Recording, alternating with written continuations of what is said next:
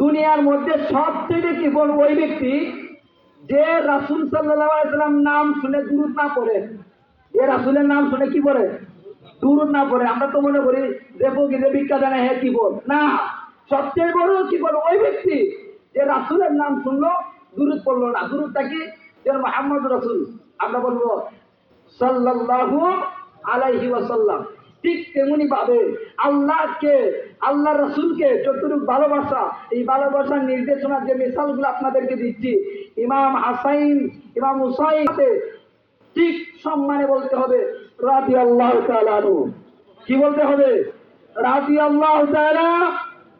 কিন্তু যারা না বুঝে উনার নাম বা উনাদের নাম নিয়ে আস্তেন উস্তেন বলতেছেন, বলেন তো এটা কি আসলে আহলে বায়াতের পক্ষে না বিপক্ষে যাচ্ছে? কোনো কাজ হয় মানুষের ইচ্ছাকৃত ভুল, আবার কোনো কাজ হয় মানুষের অনিচ্ছাকৃত ভুল। যেমন ধরুন একটা কথার কথা দেখায়, আপনার বাবা একজনের সাথে ঝগড়া করতেছে, তো একজনের সাথে ঝগড়া করতেছে, আপনি দৌড়ে গেলেন বাবার পক্ষে গিয়ে। আচ্ছা, ওই সময় যত সেন্সিটিভ আপনার খারাপ হোক, আপনার বাবার নাম আব্দুর রহিম, ওই সময় কি বলবেন? এই রহিম তুই চল দেখি আমি এর সাথে যুদ্ধ করবো, এরকম আর বলতে পারবেন? কেন পারবেন না? আপনার বাবা যত রাগ হলেও আপনি কি বলবেন? আপনি বলবেন আমি এর দেখতেছি, ঠিক কিনা?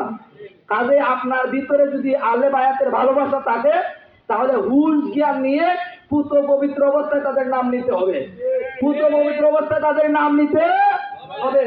এই যে লাদিয়ার আমার হিরণ ভাই, যখন আমি প্রথম লাদিয়ার মধ্যে আসি, আমার প্রথম দাওয়া হিরণ ভাই এখানে, আমার হিরণ ভাই আসেন এখানে, তার পাশের বাড়ি হলো ওই যে লালটেন বিয়া করছে, তার নামটা কি জানি, ওইখানে কোন ঘরটা। প্রথম আসলাম, আসার পর দেখলাম উনি দাওয়া দিতেছেন যে হুজুর 7 জন নিয়ে খতম। ঠিক আছে আলহামদুলিল্লাহ খতম, খতমের পর পরেই আমাদের পার্টি আসবে, আমরা ওই ধরনের করবো।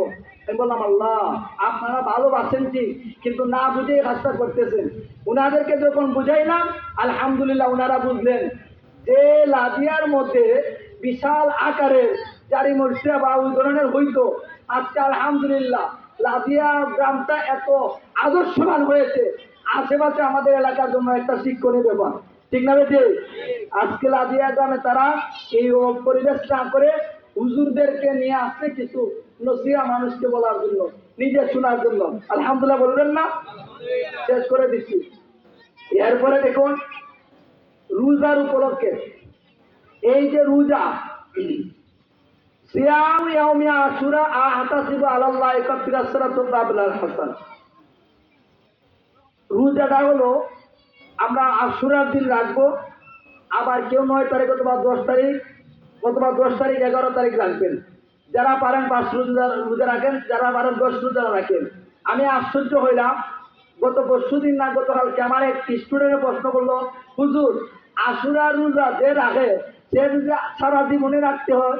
বললাম নাউজুবিল্লাহ, ফরজ রমজানের রোজা মা বোনের যদি শারীরিক সমস্যা হয়, ফরজ রমজানের রোজাই বন্ধ, তাহলে সারা জীবন সে রাখতে হবে। তার শরীরের অবস্থা যদি খারাপ হয় তাহলে কি সে রাখতে হবে? কোন ব্যাগ চলে বলছে? বুঝার দরকার আছে না নাই? কাজে যাদের সম্ভব রাখেন, রাখলে পূর্বের 1 বছরের গুনাহ মাফ। যাদের সম্ভব না রাখেন না, তবে দোয়া দুরূদ জিকির আজকার মিলাদ মাহফিলে সব ইবাদত বন্দেগী করুন।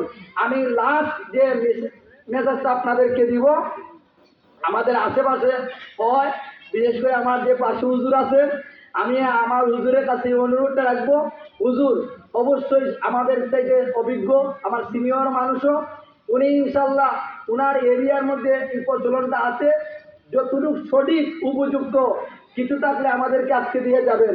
শুনতে রাজি আছেন তো ইনশাল্লাহ? কোরআন হাদিস থেকে যেটা আছে আমরা এটা মানতে রাজি আছি তো? কিন্তু আমার কোনো ভাইকে গালি দিয়ে, কোনো ভাইকে ধিক্কার দিয়ে আমি নয়, ভালোবাসার একটা দণ্ডির মধ্যে এসে আমরা সঠিক রাস্তা পেতে চাই। আর এই বলে আমার আজকের আলোচনা, আমার যে মেসেজগুলো আপনাদেরকে দেওয়া আমি দিলাম, মানা না মানা আপনাদের ব্যাপার। তবে যাই হোক,